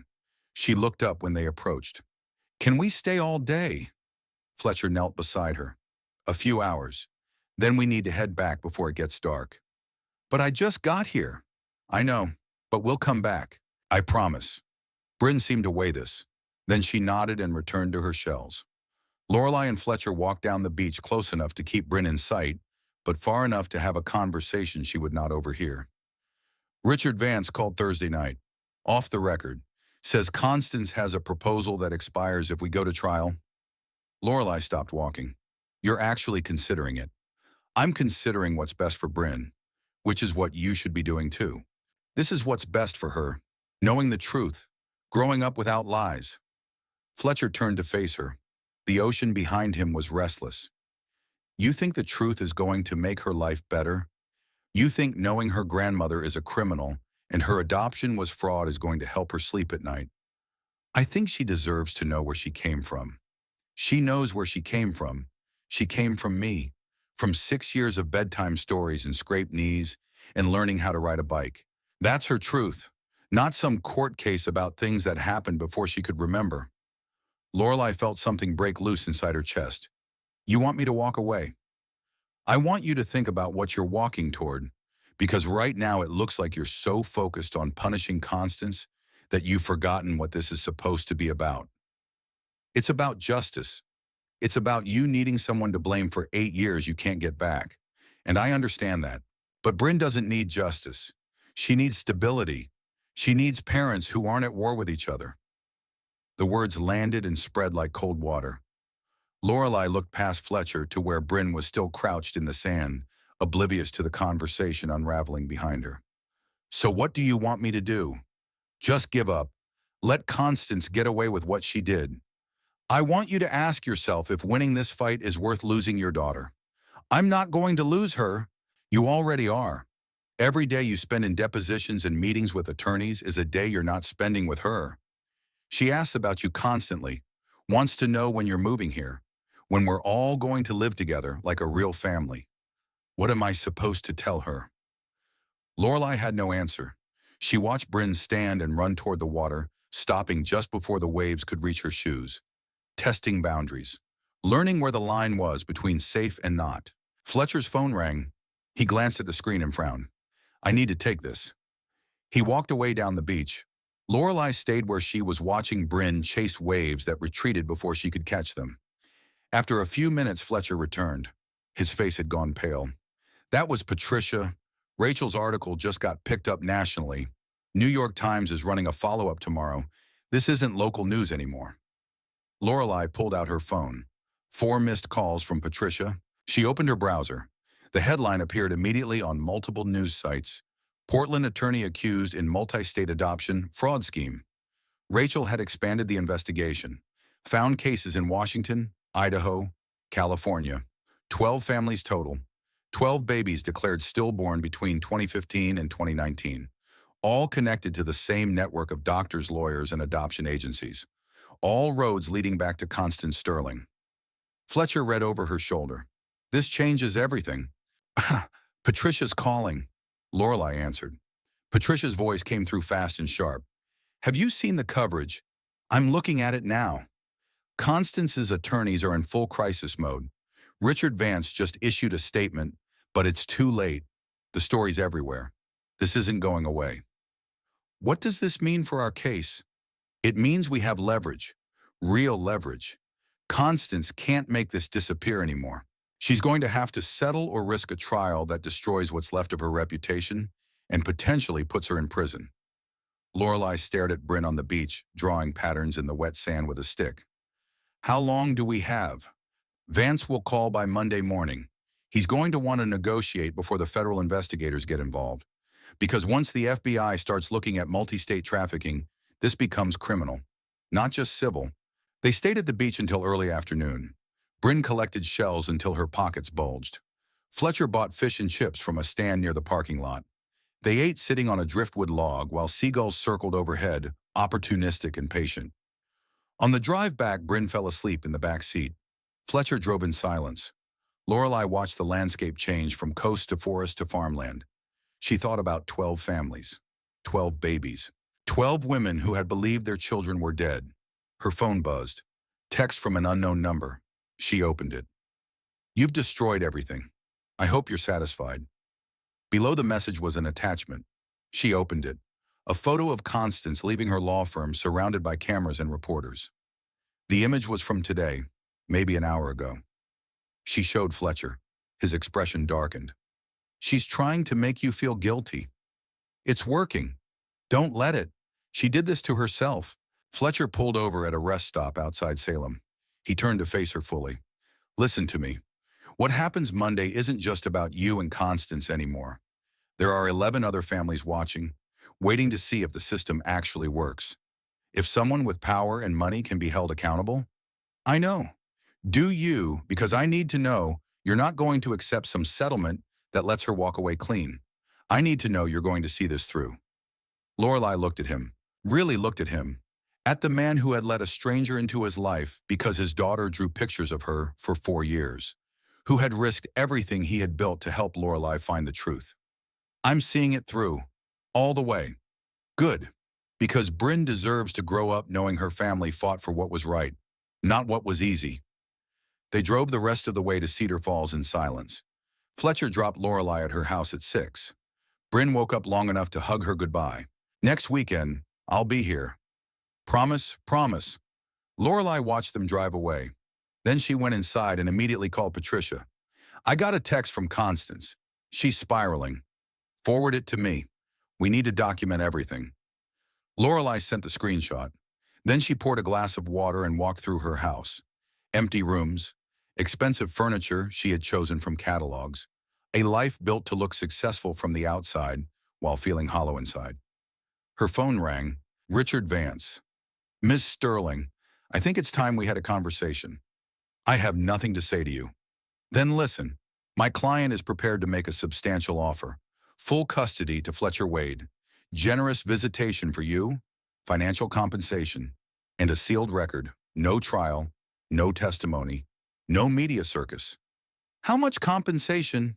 $2 million. The number sat between them like a stone. $2 million. Enough to walk away. Enough to rebuild. Enough to convince herself she had won something, even if it felt like losing. What about the other families? The other 11 cases Rachel found. Those are separate matters. This settlement only addresses your situation. So Constance walks away, pays me off, and keeps doing this to other people. My client has already shut down Pacific Sunrise Care. She's cooperating with investigators. This is over. It's not over until she admits what she did, on the record, in a way that helps every family she destroyed. Vance was quiet for a moment. That's not going to happen. Then we'll see you in court. She hung up. Her hands were shaking. She had just turned down $2 million. Turned down security. Turned down the easy path. Her phone rang again immediately. Fletcher. Brynn wants to talk to you. A small voice came through the line. Hi, Mom. The word still felt new. Still felt like something Lorelai was learning to deserve. Hi, Brynn. Dad says there's going to be a big meeting Monday about making things right. That's right. Will you be scared? A little. But sometimes being scared means you're doing something important. Like jumping off the swing at the highest point. Lorelai smiled. Exactly like that. Okay, I'll draw you a picture of you being brave, so you can look at it when you're scared. I'd like that very much. Fletcher's voice returned. She's been talking about you all week. Wants to know when you're moving here. The question hung in the air. Lorelai looked around her empty house. She thought about the board meetings, the investor calls, the life she had built brick by brick to prove she was worth something after losing everything. What if I did? What if I actually moved to Cedar Falls? Fletcher was quiet. Are you serious? I could work remotely. The company practically runs itself now. I'd still need to go to Portland for board meetings, but I could do everything else from anywhere. You'd give up your house, your life there. What life? I come home to empty rooms every night. I eat dinner standing at the counter. I've been alone for 8 years, Fletcher. I'm tired of alone. Moving here doesn't fix that. Moving here means small town life. Everybody knowing your business. No anonymity, no escape. Maybe I don't want to escape anymore. Maybe I want to actually be part of something. The line went quiet. Lorelai could hear Brynn singing in the background, could hear the ordinary sounds of a home where people actually lived. Think about it over the weekend. Monday's going to be hard enough without making major life decisions on top of it. Sunday morning, Lorelai drove to Salem, not to Constance's house, to a coffee shop 3 blocks away. Rachel Kwan was already there, laptop open, surrounded by documents. Thanks for meeting me. Rachel looked up. I wanted to show you something before tomorrow. She turned her laptop screen. A video interview. A woman in her 40s sitting in a plain room. Her name appeared at the bottom. Jennifer Michaels, Seattle, Washington. I gave birth at Eugene General in 2017. They told me my son died. I believed them for 5 years. Then I saw your mother's name in the news, and I started asking questions. The video continued. Jennifer explaining how she had hired a private investigator, how they had found her son living with an adoptive family in Boise, how she was now fighting for visitation rights. I'm not the only one. There are more of us, and we're not going away. Rachel closed the laptop. This goes live tomorrow morning, 30 minutes before your meeting with Constance. I wanted you to see it first. Lorelai felt something shift in her chest. How many more? 3 confirmed so far. Probably more. The FBI opened an investigation Friday. They're treating this as organized fraud, possibly trafficking. Constance could go to prison. She absolutely could, which is why tomorrow's meeting is so important. Whatever you negotiate sets the precedent for everyone else. They talked for another hour. Rachel explained the follow-up stories she was planning, the policy changes she was pushing for, the legislation being drafted to prevent this from happening again. This is bigger than one case now. This is about changing a system that's been broken for decades, and it started because you refused to accept what you were told. Lorelai drove back to Portland feeling the weight of 12 families on her shoulders. 12 mothers who had been lied to. 12 children who grew up not knowing where they came from. Monday morning arrived with rain. Lorelai dressed in the navy suit she wore for board meetings. Professional armor. She drove to Constance's office building and parked in the garage. Fletcher was already in the lobby when she arrived. He wore slacks and a button-down that looked uncomfortable on him, like someone wearing a costume. You ready for this? No, not even a little. They rode the elevator to the 10th floor in silence. Patricia was waiting outside the conference room. She handed them each a folder. Everything we have. Use it if you need to. But remember, nothing said in this room is admissible unless Constance agrees to put it on the record. The conference room was exactly as Lorelai remembered. Large windows overlooking the city. Long table. Constance sat at the head with Richard Vance beside her. She wore gray, pearls at her throat, reading glasses on a chain. She looked smaller than Lorelai remembered. Or maybe Lorelai had just stopped seeing her as something larger than human. Richard stood. Let's establish ground rules. This meeting is confidential. No recordings. No transcripts. Patricia nodded. They all sat. The rain continued against the windows. Somewhere in the building, phones rang, and conversations continued, and people worked on cases that did not involve families destroyed by fraud. Constance looked at Lorelai. I didn't want it to come to this. Then why did it? because you couldn't let it go. You got the life I wanted for you, the career, the success, all of it, and it still wasn't enough. Fletcher leaned forward. She got a life built on a lie. She spent 8 years believing her daughter was dead. You don't get to act like you did her a favor. Constance turned her attention to him. I gave Brynn a home, a real home, with people who could provide for her, people who wanted her. I wanted her. Lorelai's voice was steady. I wanted her from the moment I knew she existed. You took that choice away from me. I saved you from a mistake that would have ruined you. You stole my daughter. The words landed in the room and did not echo. They simply sat there. Undeniable. True. Richard pulled out a document. My client is prepared to make a final offer. $3 million, shared custody between Ms. Sterling and Mr. Wade, and a public statement acknowledging errors in the adoption process. What about the other families? Those cases will be handled separately. No. Lorelai stood. She walked to the window. The city spread below, gray with rain. She thought about Jennifer Michaels in Seattle, about mothers in Idaho and California and Washington, about children who deserve to know where they came from. Here's what I want. Constance admits everything, on the record, in a sworn statement that can be used by every family affected. She funds an independent audit of every adoption that went through Pacific Sunrise Care and its affiliated agencies. Full transparency, every document, every payment, every case. Richard started to object. Constance held up her hand. And in return, we don't push for criminal charges. We let the federal investigation run its course, but we don't actively advocate for prison time. That's not up to you. No, but Patricia tells me the FBI is very interested in cooperation, in people who help them understand the full scope of what happened. Someone who cooperates fully might avoid prosecution entirely. Constance looked at Richard. He shook his head. She ignored him. You want me to confess to crimes that could put me in prison, fund an investigation into my own firm, destroy everything I've built over 40 years. I want you to tell the truth, for once in your life. I want you to help fix what you broke. And if I do this, you'll what forgive me? Lorelai turned from the window. I'll never forgive you, but I'll stop actively trying to destroy you. And I'll make sure Brynn knows that when the moment came, you chose to do the right thing, even if it was only because you had no other choice. The room went quiet. Rain tapped against the windows. Constance looked at her hands. They were shaking slightly, the first crack Lorelai had ever seen in her armor. I thought I was protecting you. I genuinely believed that. I know. That's what makes it worse. Constance stood. She walked to the window beside Lorelai, mother and daughter looking out at the city. After a long moment, Constance spoke. I'll agree to the statement and the audit, but the statement stays sealed unless it's needed for the other cases. I won't make myself a public spectacle. Fletcher stood. And you stay away from Brynn. Completely.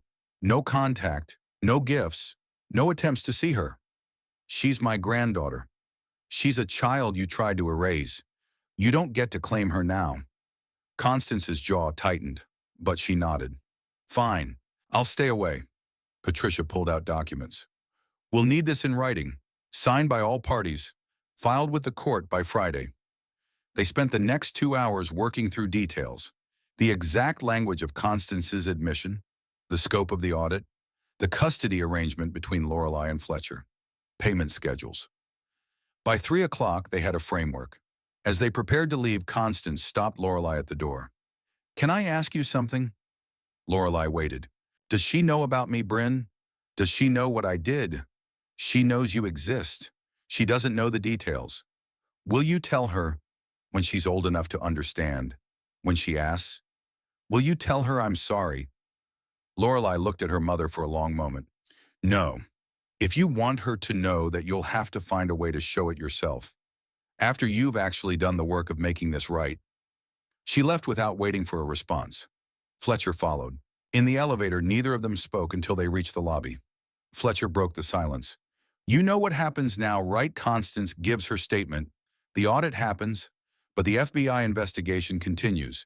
She could still go to prison. I know. And you're okay with that. I'm okay with justice, whatever that looks like. They walked out into the rain. Fletcher headed toward his truck. Lorelai called after him. Fletcher, wait. He turned. I meant what I said. About moving to Cedar Falls. I want to be there. With you. With Brynn. I want to actually be part of this instead of just visiting. Fletcher walked back to her. Rain soaked through his shirt. He did not seem to notice. You're sure because this isn't temporary. This is choosing a completely different life. I'm sure I've never been more certain of anything.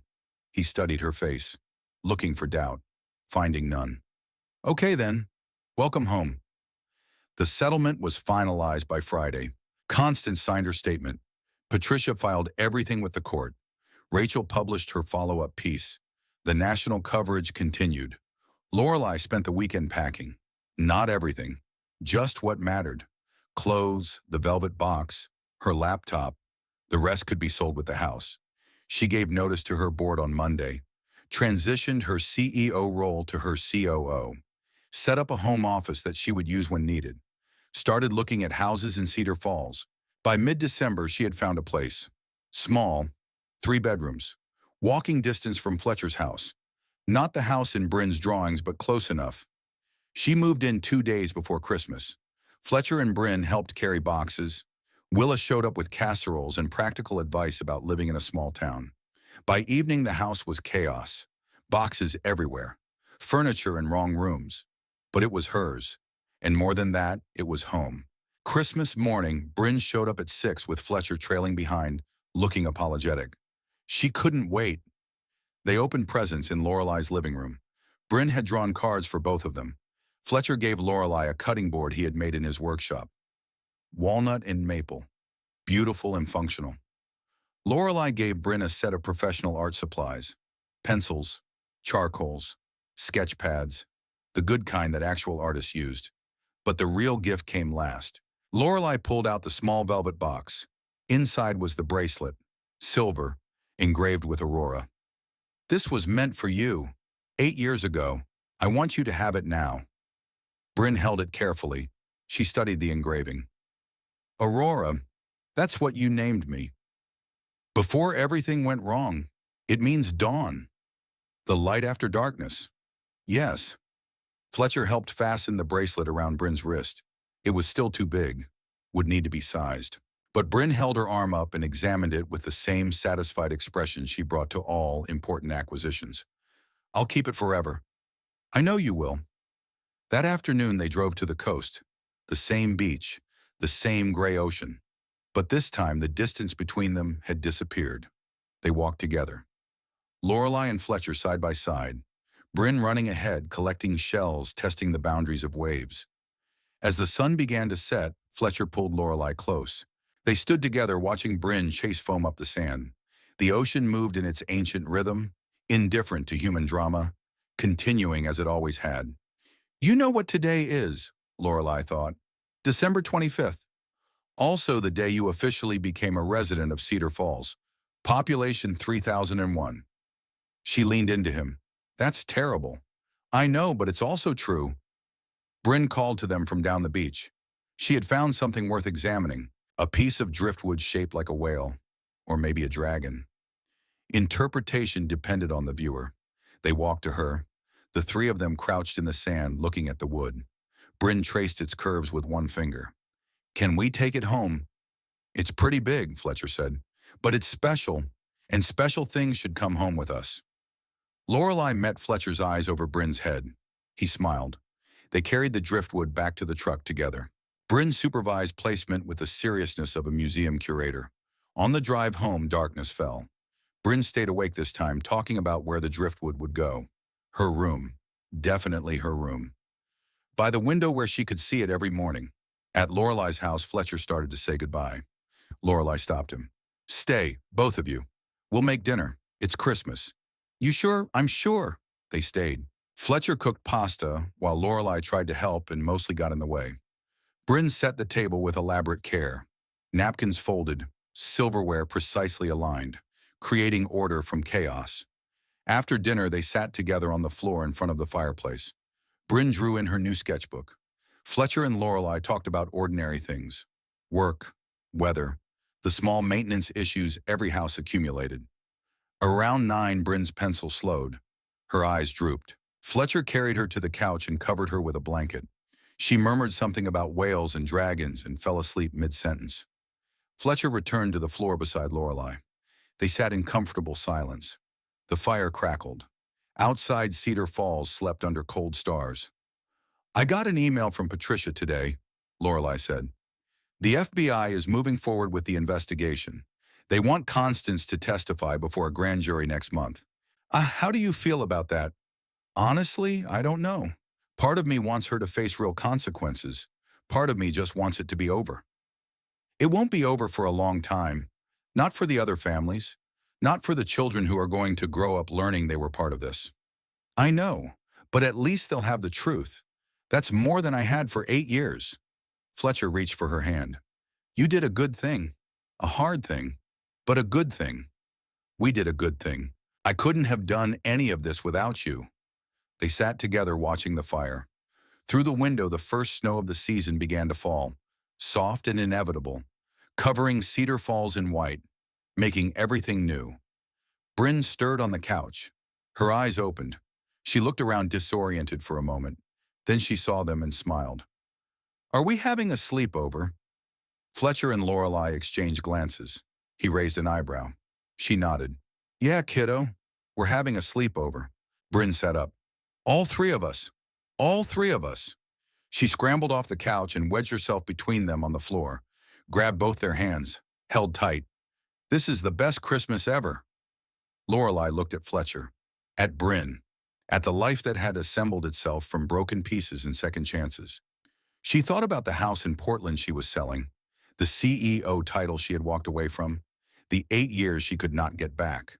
None of it mattered anymore. What mattered was here, now. The weight of a child's hand in hers, the warmth of someone beside her who saw all her flaws and chose to stay anyway. The absolute certainty that for the first time in 8 years, she was exactly where she was supposed to be. "Yeah," she said, "it really is." They stayed up until midnight. Brynn fought sleep as long as she could, determined not to miss a single moment. When she finally surrendered, Fletcher carried her to one of the spare bedrooms, tucked her in, kissed her forehead. He came back to find Lorelai still by the fire. She had opened the velvet box. The space where the bracelet had been was empty now, exactly as it should be. No regrets. About which part? Any of it. The lawsuit. Moving here. Giving up everything you built in Portland. Lorelai closed the box, set it aside. "I didn't give up anything. I traded one kind of life for another, and this one actually feels like living." Fletcher sat beside her. "What happens next?" "I don't know. We figure it out as we go." "That's not much of a plan." "It's the only plan I've got, but I think we'll be okay." "Why?" She gestured to the sleeping house. "Because we have her. And as long as she believes we can make this work, I'm going to believe it too." Fletcher pulled her close. They sat together in the darkness. The fire burned low. Outside, snow continued to fall, covering the town, covering the past, leaving only the present and whatever came next. Lorelai thought about calling Patricia, about checking the news coverage, about worrying whether Constance would actually follow through on her promises. She would do all of that tomorrow. Tonight was for this, for learning what it meant to stop fighting and start building, for discovering that family was not something you found fully formed. It was something you built, day by day, choice by choice, moment by moment. She closed her eyes, felt Fletcher's breathing slow as he dozed, listened to the house settle around them, and for the first time in 8 years she felt something that might have been peace, or maybe it was just the beginning of peace, the first light after the longest dark, Aurora, dawn. Either way, it was enough.